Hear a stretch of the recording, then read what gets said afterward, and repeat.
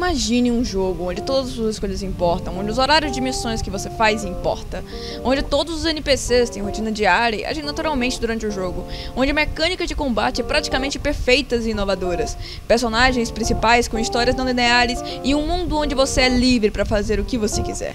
Esse é o Half-Life 3. Não, claro que não. Essa é só a promessa do que Cyberpunk deveria ser. Eu sou o King e hoje nós vamos ver por que Cyberpunk não foi tudo isso.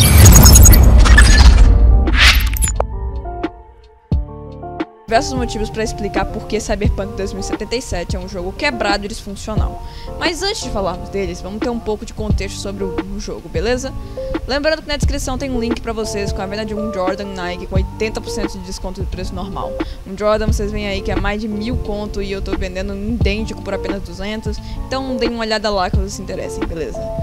Voltando para Cyberpunk.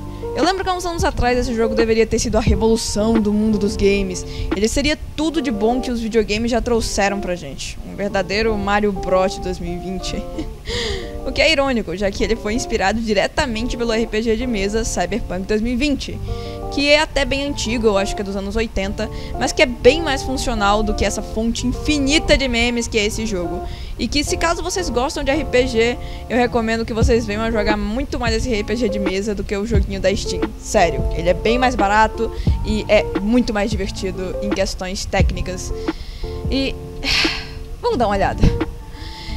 Eles também disseram que tiveram inspiração no anime Ghost in the Shell, que é um anime bem popular, que teve até filme, muito bom, o filme Blade Runner e os jogos System Shock e Deus Ex. Além de todas as inspirações boas, o jogo ainda estava sendo produzido pela CD Projekt Red, que trouxe ao mundo a trilogia de The Witcher, um RPG muito aclamado no início da última década e no final dos anos 2000. E, uou, teve até jogo de carta pra Steam, que, ok, é decente. Tá, beleza. E ainda tinha o Keanu Reeves no jogo, como um samurai, cara. E só a temática do jogo já era muito atrativa. O Cyberpunk é uma temática que tem público em qualquer época do jogo. E em 2020 isso tava meio que em alta. Parte também pelo próprio jogo de 2077. Bom, depois de todas essas promessas e fatores, misturado com a história que era tudo uma crítica às grandes corporações e indústrias, isso fez o público, a comunidade gamer, confiar que o jogo viria a ser absurdamente incrível. E esse foi o primeiro fator que levou ao fracasso de Cyberpunk: as expectativas exageradas. Todo mundo estava esperando que esse jogo ia revolucionar o mercado de jogos e games, e quando a expectativa estava desse jeito, mesmo que o jogo tivesse sido decente, se não atingisse as expectativas, as pessoas ainda iam reclamar. Até porque teve muita mentira envolvida, teve muita promessa não cumprida, teve muito conteúdo cortado. E esse já foi o segundo fator. Foi o marketing mentiroso.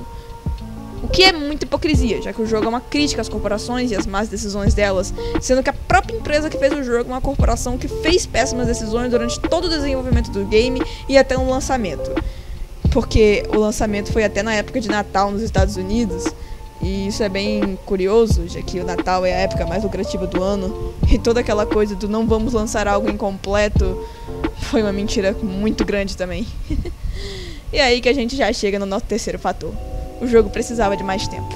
Porque enquanto todo mundo estava reclamando que o jogo estava sendo adiado, ninguém imaginava que eles estavam se preocupando em consertar bug inútil que não afeta em nada na gameplay e deixando de consertar erros que realmente poderiam vir a impedir o jogador de progredir no jogo. Eu mesmo, quando fui jogar, me vi preso na campanha em diversas situações. Isso também tem motivo. A culpa é em parte da Quantic Lab. O canal do Upper Echelon Gamers fez um vídeo falando sobre essa empresa e toda a culpa que eles têm em relação ao jogo ter saído dessa forma, da maneira ridícula que saiu. E ainda mais, como eu já disse, em época de Natal, que é a época mais lucrativa do ano nos Estados Unidos.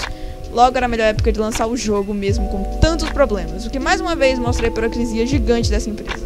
Sobre a Quantic Labs, bom, o que a gente teve foi uma negligência profissional, de muita gente que colocaram pessoas sem nenhuma qualificação para um projeto tão grande e esperado quanto Cyberpunk para testar o jogo. E aí você pergunta, mas ué, a CD Projekt Red não testa sozinha não?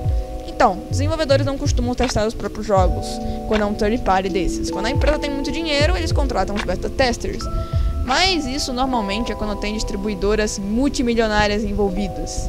Como por exemplo, sei lá, a Activision é uma distribuidora. Não consigo pensar em muitos agora. Enfim, quando a empresa tá sozinha, tá por si só. E ela tem que se virar nos trinks pra achar alguém pra fazer isso por ela.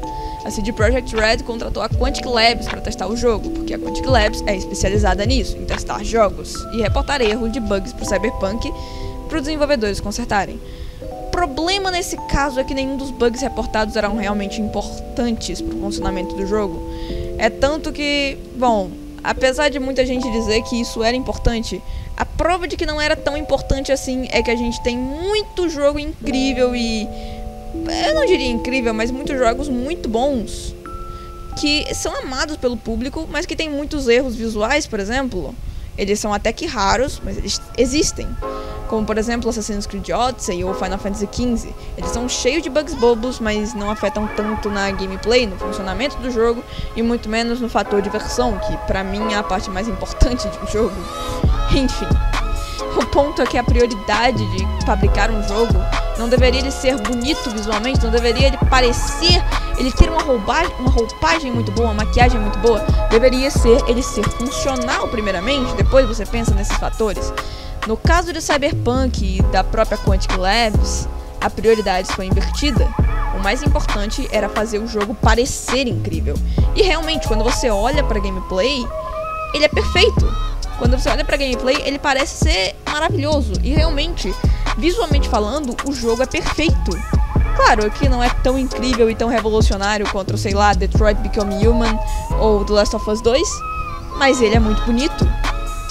Mas não é divertido e não é funcional. Então, e daí, sabe?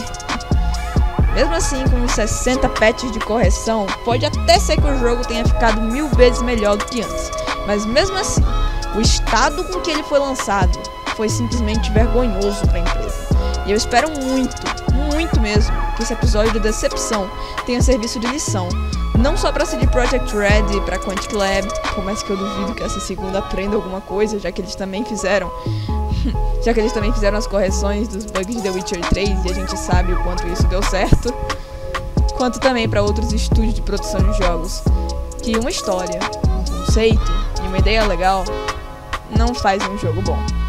Obrigado por ter visto esse vídeo até aqui. Eu não sei porque você fez isso, mas já que tá aqui, me dá uma força, se inscreve, dá um like pro YouTube recomendar para outras pessoas e não esquece de tomar sua água. E tenha um bom dia.